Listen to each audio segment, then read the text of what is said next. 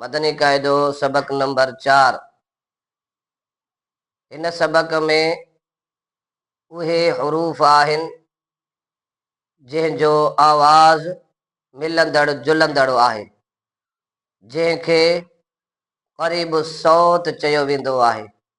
यानी उहे हरूफ जंहिंजो आवाज़ मिलंदड़ जुलंदड़ हुजे।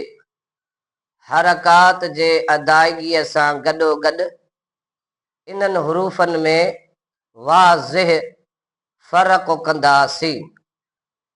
जीअं त असां पोएं सबक में पढ़ी आया हूं, ज़बर हरफ जे मथां, ज़ेर हरफ जे हेठां ऐं पेश हरफ जे मथां हूंदो आहे। इंशा अल्लाह अज़्ज़ व जल हिन सबक जी असां हींअर दुहराई कंदासीं। ता नरमीअ सां अदा कबी ऐं सन्ही अदा कबी। जॾहिं त तौ हरूफ मुस्तालिया जो हरूफ आहे ऐं तौ खे असां मोटो पढ़ंदासीं ऐं हीअ क़रीब सौत सोर है। हिननि हरूफनि में वाज़िह फ़र्क़ करणो आहे। ता ऐं तौ खे असां हिजे पढ़ंदासीं, बक़ाया सबक असां हिन खे रवां पढ़ंदासीं। ता ज़बर त, ता ज़ेर ती, ता पेश तू, त ती तू। तौ जी मखरज कहिड़ी आहे? ता ऐं तौ जी मखरज साॻी आहे। ज़बान जी चोटी ऐं मथियनि ॾंदनि जी पाड़।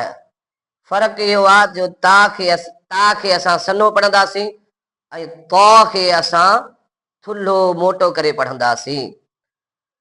तौ ज़बर तौ, तौ ज़ेर तुई, तौ पेश तू, तौ तुई तू। अचो अॻिते असां रवां पढ़ूं। सबक जे पढ़ण जो तरीक़ो असांखे ख़बर पइजी वई, हरकात खे हिजे के कबो। हाणे हिन खे रवां पढ़ण जो तरीक़ो मुलाहिज़ा फरमाईंदा। ज़, ज़ी, ज़ु। ज़ा हरूफ सफ़ीरिया जो हरफ आहे। हिनखे सीटीअ वांगुरु आवाज़ कढंदासीं ऐं तेज़ अदा कंदासीं। ज़, ज़ी, ज़ु। ज़ाल नरम आहे, इनखे नरमीअ सां अदा कंदासीं। ज़, ज़ी, ज़ु। व जेको आहे हरूफ मुस्तालिया जो आहे, इनखे मोटो करे पढ़ंदासीं।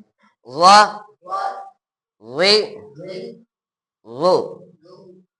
सा नरमीअ सां पढ़ंदासीं। स, सी, सु। सीन खे असां सिटीअ वांगुरु आवाज़ वांगुरु पढ़ंदासीं। स, सी, सु।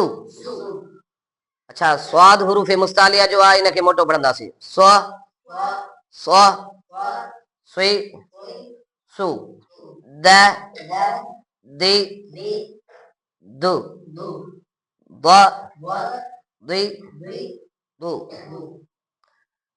अ, ई, उ। हमज़ा ऐं आइन में फ़र्क़ु करणो आहे। ई, उ। हमज़ा निड़ीअ जे हेठे हिसे मां अदा थींदो ऐं आइन जेका आहे निड़ीअ जे विचे हिसे मां अदा थींदी।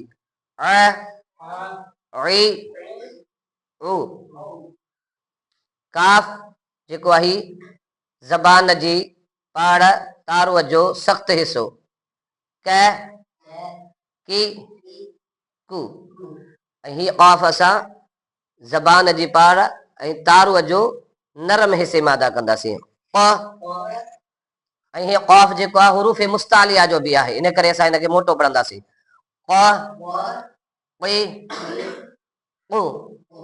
हिन हा ऐं हिन हा में असां फ़र्क़ु कंदासीं। हीअ हा जेका आहे निड़ीअ जे हेठे हिसे मां अदा थींदी ऐं हीअ हा निड़ीअ जे विचे हिसे मां अदा थींदी। हिनखे हरूफ हलकिया बि चवंदा आहिनि। हरूफ हलकिया घणा आहिनि? 6। हमज़ा, हा, हमज़ा, हा, ऐन, हा, ऐं गैन, वैन, ख्वा, वैन, ख्वा। त ही हुरूफ़ हलकिया आहिनि।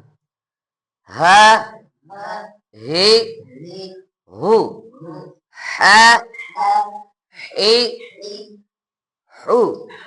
इन तरीक़े सां हिन सबक जी दोहराई करणी आहे।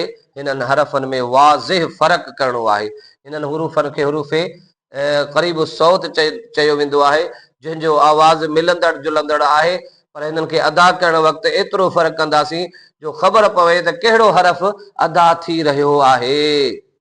सल्लू अलल हबीब।